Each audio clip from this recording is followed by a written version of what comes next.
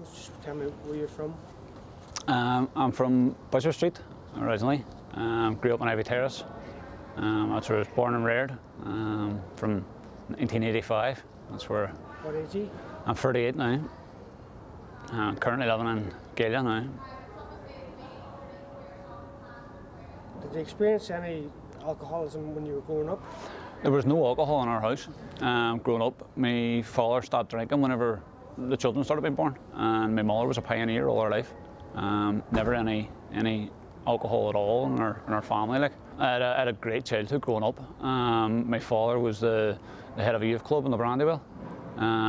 Would have spent all my childhood in the youth club. Over the summer we had summer camps. Started playing golf sort of quite early on, about 9, 10. Spent the majority then of my teens at City Derry Golf Club. Just playing golf every single day of the week. No trauma. Some we looked under whenever I'd done time in Northlands, like it was the back trauma, but no, there was none in my life anyway. Trying to think back to the first time that I drunk. It was, people say you get this euphoria about you. I noticed that it was more a confidence thing. Growing up, I had always the persona about myself that I wasn't the most best looking, I wasn't the most outgoing person. But that all changed whenever I had a drink. Turned into the most confident and cocky person that there probably was. And I think that's where from my love of alcohol and then came from that extra boost that it gave me. And my self-esteem just went through the roof whenever the alcohol was involved. Like. Did that cause you any discomfort or mental health problems growing up that you were lacking in confidence? Looking back now, it probably did. I didn't see it at the time. Whenever I had got under my depths of drinking, then it sort of, the depression and the anxiety had really taken effect. And it sort of made me think back to when I was younger, when I was in my late teens, and it was the same kind of feeling. So I do think that there was a period there of 15 to 18-year-olds that I did suffer quite a lot with depression through bullying and stuff through school, but at the time, it was never talked about. Depression, anxiety through the early 2000s, late 90s, like it wasn't a thing that you discussed or you talked about. So I definitely think there was a connection there. Do you think looking back at that, looking back, led you to alcoholism? See, I don't think so. It might have well been, but in my eyes, my alcoholism was a gradual progression.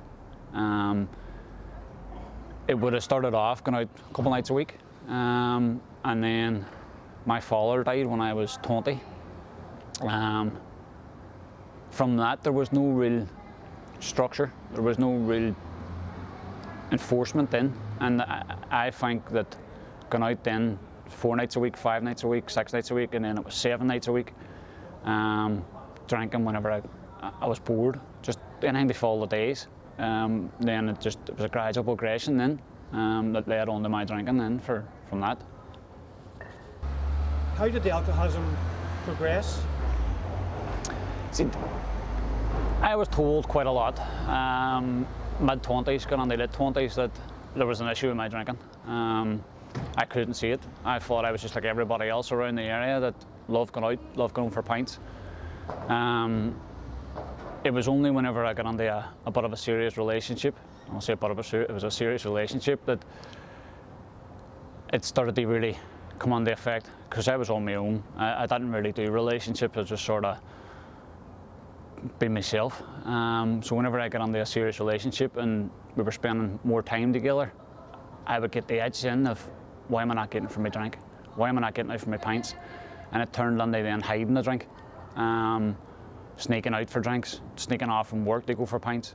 And that's whenever it really started to take effect, that I don't need to go for pints, I can hide it about the house. I can have it hidden somewhere and get my drink. I don't need to be sneaking away and I can wait till she goes to bed and have my vodkas in. And that's whenever it had really started to kick in. Like I was sort of in my late 20s, that had really started to take effect then, that the hiding the drink and the sneaking about a lot had really started to come into effect. I used to do the same, but were you caught? All the time. About the house? All the time. Denied it. Wasn't mine. Or if she would have drunk vodka and I would have drunk beer, I would have took half of her vodka and filled it back up with water again. And then she would have said to me, vodka's down. It wasn't me. I don't drink vodka. No, there was always a conniving part about me. Sort of controlling. I hate looking back on it because it was the amount of lies and manipulation that I had against somebody wasn't somebody that I was, but it was at the same time. You know, it was one thing I learned in Northlands. I would have blamed the drink for how I was or how I acted, but what I had to take on the effect was it was me. That was all me. That was the kind of person that I had turned into from the alcohol. There was no denying whenever I had a drink. You could see it on my laugh from my face. The partner that I had at the time would always say she could tell by the way I spoke. She could see it in my eyes, but I would always deny it, make it out that she was lying, and try and twist it and turn it as much as I could to deflect from me having a drink. But you must have known it was an issue. I did. I had went to Northlands. Must be about 10 years ago now, maybe 11 years ago, and I'd asked them for help. But at the time, I wasn't at the point that I wanted to stop drinking. I went to Northland and asked them if there was a way that I could control my drink, learn how to drink like everybody else. Quickly seeing that wasn't an option. I was getting non-alcoholic beers, but I was getting a half bottle at the same time, and I was topping the non-alcoholic beers up with a half bottle, like, and you know, just that delusion that I thought I was tricking everybody around me, but it wasn't. No, it was never the case. Like, Fooling yourself? Fooling myself was the big thing. How did you feel when there was drink caught in the house? To be fair, I was gutted because the majority of times the drink was free out. Like whenever I went back, they lived in my mother's house, and she would find drink about. Like she would throw it out, and I'd be absolutely gutted. It was like the way they sort of put it was like somebody found £100 of yours, took it away from you, said you're not getting it. That gut feeling that, oh my God, that's gone, is how I felt every time that happened. That's where you started to know there was a real dependency on it, that you needed it. You know, something, it meant so much to me for it to be taken away all the time.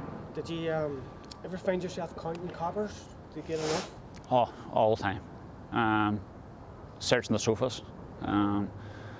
Anywhere that I could find money, I was looking to see if there was money there. No. Anything to sort of get a few pounds together, to try to get that drink, you were always counting. That's what I always do too, counting, disaster. The smallest amount of money, silver. What about the hangovers? At the end, there wasn't really a chance for a hangover.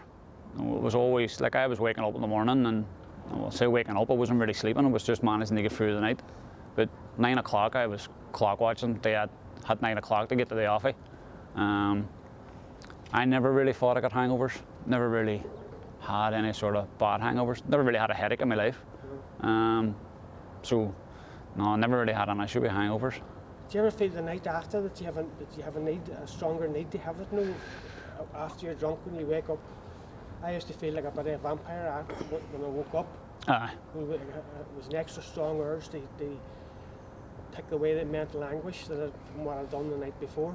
I think that's whenever I was drinking nearly every day. If I hadn't had that drink, the irritation that you felt was strong. Like, no, it was really intense. That you were just sort of on edge, and you knew the only thing to stop at would have been to get the drink, and the drink would have took that away. But you see, it was just to get blackout. The quicker I got blackout drunk, to get away from my own head, was the best. Like. What type of drink did you drink? At the end up, it was just vodka, like straight, more or less. A 10 glass would have been 2 pint glasses, 3 pint glasses at a push. You were just topping it up with a bit of Coke. If you had Coke, look, there was barely anything that was sort of going under the vodka. It was more or less straight vodka. At the start, it was always beer. Always said never drink spirits. But in the end, it was just nothing but vodka. Like, it was the quickest way that I could get blackout drunk. Like. Tell me about the pain of a day-to-day existence. I couldn't function.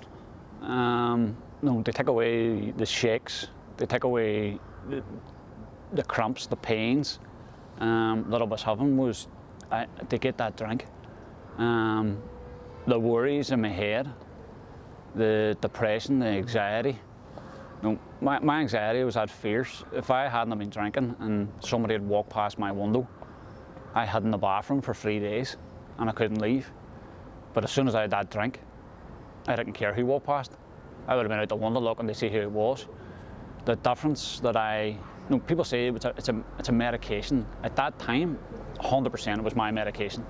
I needed that drink to be able to function, that I thought was like a human being. And that was just to end up my day-to-day life. What was the tipping point that led you to? Were you led by the nose and the treatment, or by somebody else, or was it your decision? At the end up, no, my mother always tried to get me help. No, she couldn't understand the addiction side of things. She'd be like, "Would you just stop drinking?" And a couple of times I broke down crying there, like, and I'm going, I don't want to be like this. No, if I had a choice, I wouldn't be an alcoholic. But at the time, no, it wasn't a choice. That's how it was. At the end of my drinking, it got that bad. Like, there was demons crawling out of walls at me, diving out of your bed in the middle of the night, roaring and squealing. I was found out the line, passed out in the train tracks, and somebody had managed to get a hold of my mother, and my sisters came out to get me. But I just wanted to go back drinking again. Couldn't see the harm that I was causing. Told them that if I wasn't going to go drinking again, I was going to go to the bridge, and they'd phoned the police. I ended up handcuffed to a bed in the Gavin hospital. As soon as I got out, wanted to go back drinking. Still that delusion in my head that there was nothing wrong. Ended up back in the Gavin about 4 days later, hooked up to an IV drip. I had seen the mental health nurse in Gavin, and they had asked me to go to Grangewood. I had went for an appointment in Grangewood. Don't remember the appointment. Don't remember the conversations that I had. I was still full, like, whenever I'd done the appointment. Whenever I come home, Grangewood had advised me that the best thing for me was to contact Northlands. I had come home and my sister was in the house, and I told her all about the appointment and what had happened, and she handed me a phone. She said, "Ring Northlands." And at that time I knew that it had to be done. That was my next step. Like, I needed to get the help. And I rang Northlands. I was on the 22nd of January 2020. And that's the day I stopped drinking. And that's, went on the Northlands in the 2nd of March. And that was the start of my journey, and they getting sober, like. See, I have the same stories about minor issues with the police and going into hospital and being found in various states. Do you still think about those times? Oh, aye. Oh, aye. No, I think it keeps me sober. No, I think that if for me to lift a drink now, to end up back in that place, it's just not worth it. No, for what I have now in my life, the back where I was 3.5, 4 years ago, there's no comparison to it. Like, and they left that drink, they end up back there. I can't see how it would ever be worth it. Like, no, I don't think there's anything that happened in my life now that would put me back there, because I've found to be able to open out and speak about how I'm feeling and what's going on, and that was all through the help of orphans as well. knowing that it's okay to go out and speak to somebody, talk about how you're feeling. If I'm having bad days, that I'm okay to talk about it. I'm okay to say I'm having a bit of a bad time, and knowing then of how to deal with how I'm feeling is one of the big things for me to be able to help keep my sobriety. Like, all in all, what helps you stay sober? Fishing. Fishing. Whenever I got sober, I'd originally contacted guys at Org Fitness because I thought the gym and doing fitness was something that I would be interested in. I went in and played a couple of rounds of golf.